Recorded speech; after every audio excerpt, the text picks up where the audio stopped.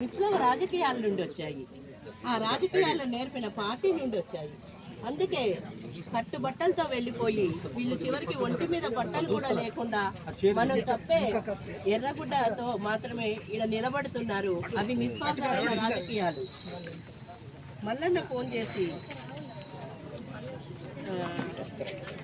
నర్సన్న నా స్నేహితుడు, మా స్నేహితులము చాలా మంది ఉన్నాం, మేము ఖచ్చితంగా తెచ్చుకుంటాం రా, పోతాం.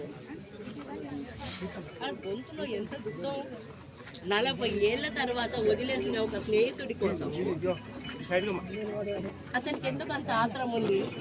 తన రక్త సంబంధం కాదు, గడిచిపోయిన కాలం అది. 40 ఏళ్ల క్రితం గడిచిపోయిన కాలంలో ఏ విశ్వాసాలు వాళ్ళిద్దరి భావాలను కట్టి పడేశాయి. కాలం ఎదుగుతున్న కొద్దీ, వాళ్ళ వయసు పెరుగుతున్న కొద్దీ ఇక్కడున్న అనేక మందికి ఈ నర్సన్నతో ఉన్న సంబంధం అట్లాగే సజీవంగా ఉండడానికి కారణం ఏంటి? విప్లవ రాజకీయాలు.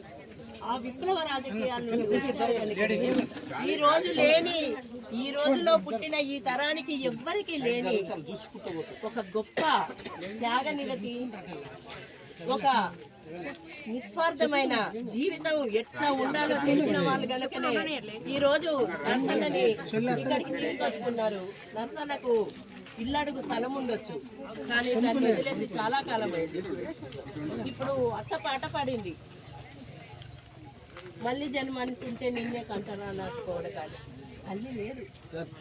ఉన్నప్పుడు ఏం ఆలోచించిందో, ఏం మాట్లాడిందో ఈ ఊరి వాళ్ళకే తెలుసు. కానీ గొప్పగా